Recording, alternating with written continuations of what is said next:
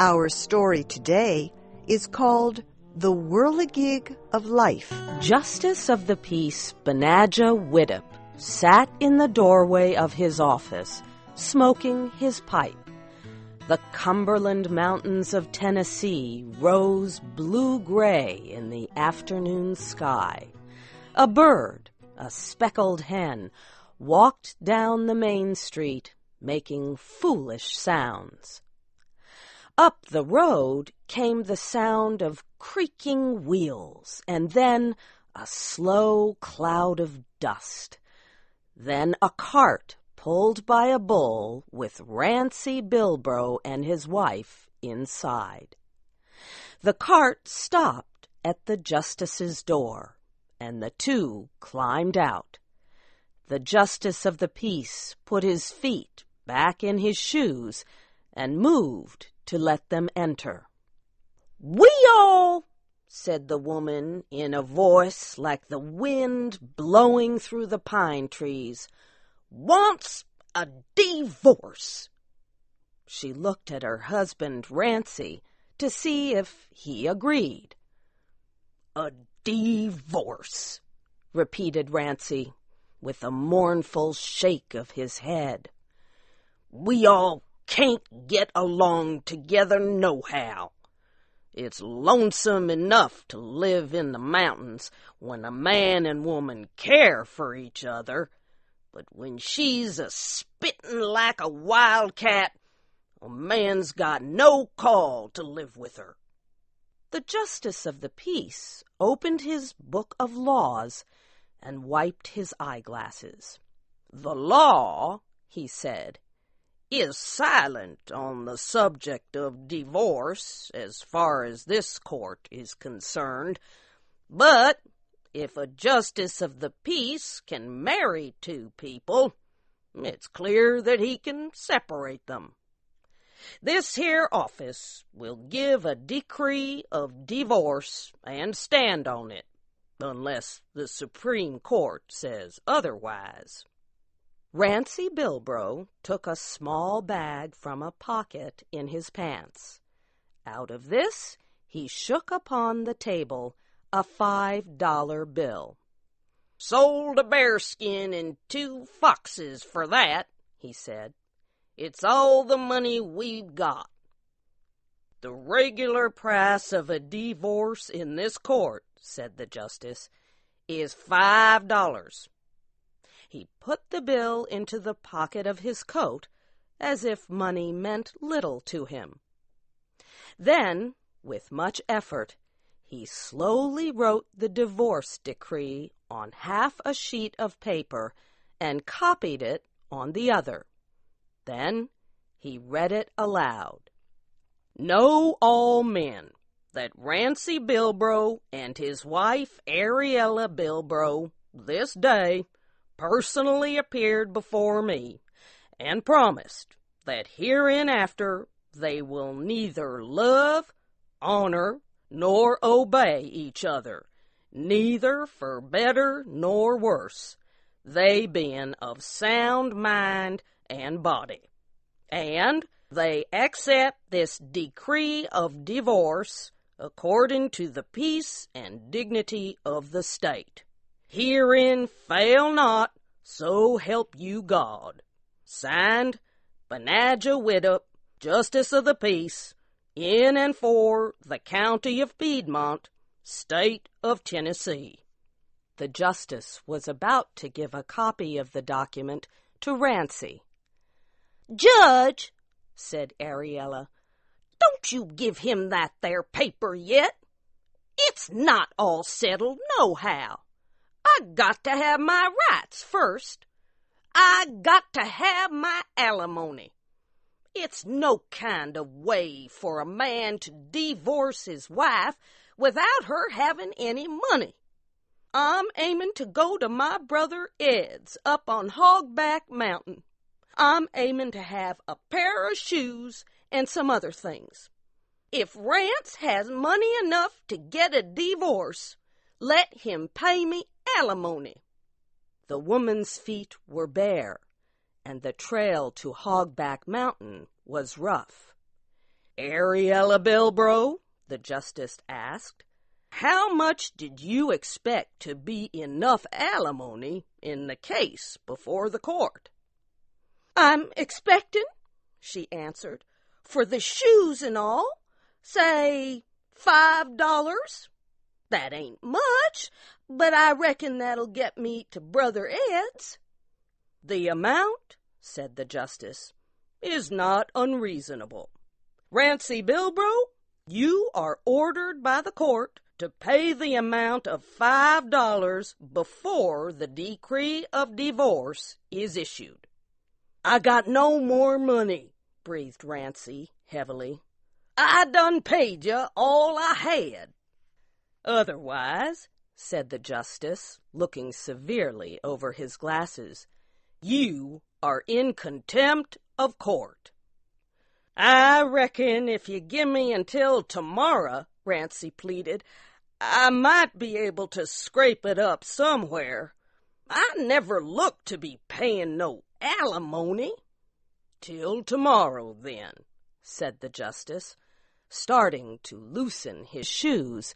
"We might as well go down to Uncle Zi's place and spend the night," decided Rancy. He climbed into the cart on one side, and Ariella climbed in on the other side. The bull slowly pulled them down the road.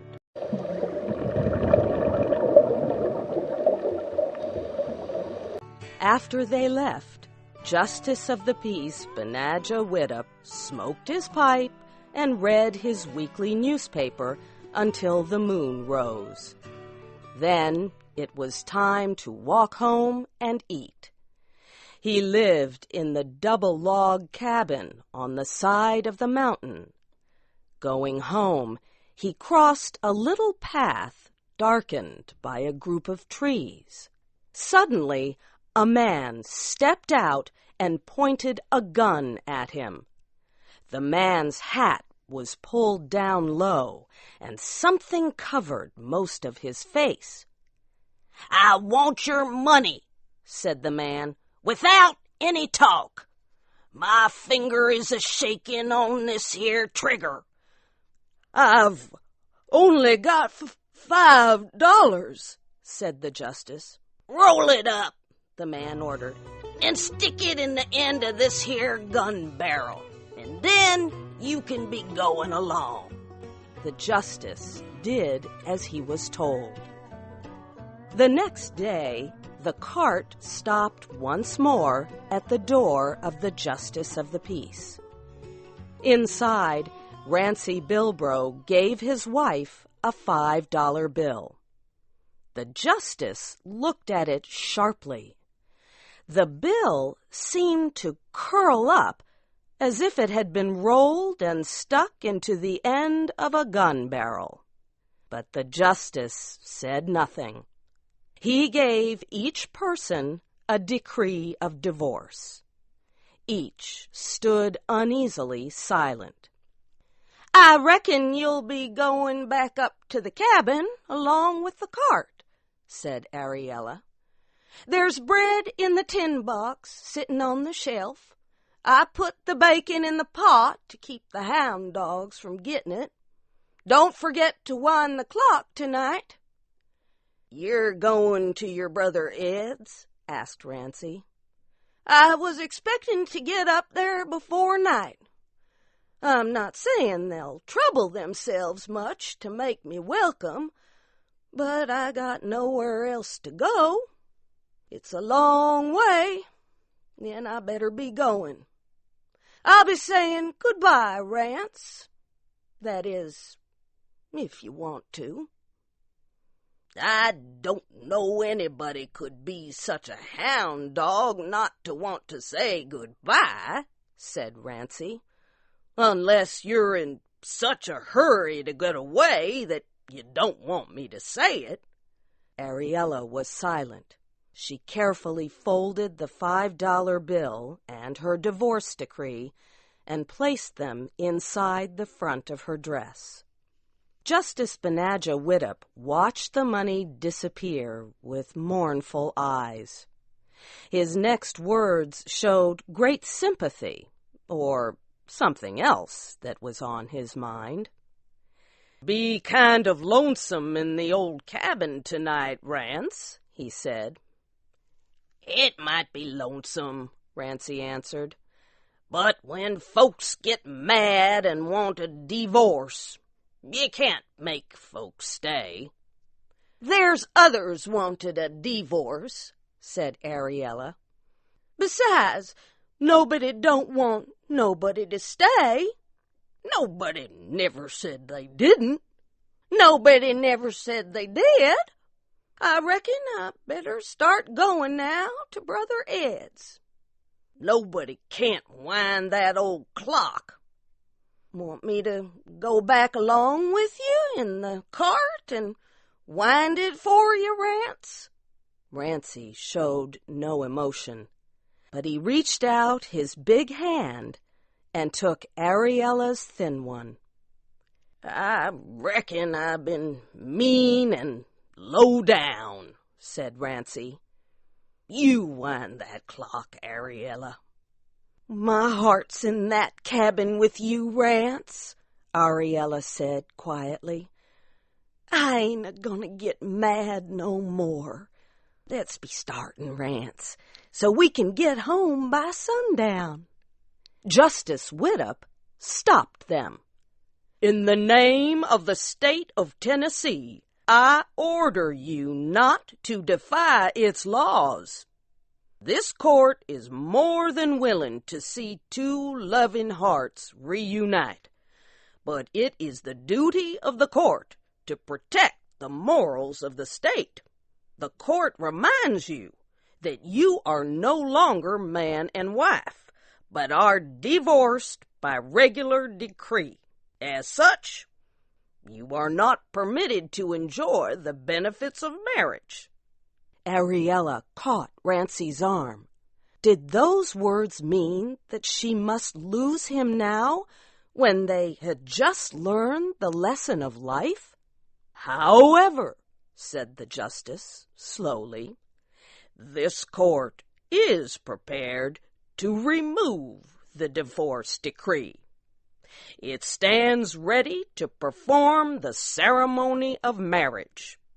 The cost for performing said ceremony will be, in this case, $5. Ariella smiled. Her hand went quickly to her dress and pulled out the $5 bill. She stood hand in hand with Rancy and listened to the reuniting words. Soon after, she and Rancy left for the mountains. Justice of the Peace Benajah Widup returned to his doorway, took off his shoes, and happily smoked his pipe.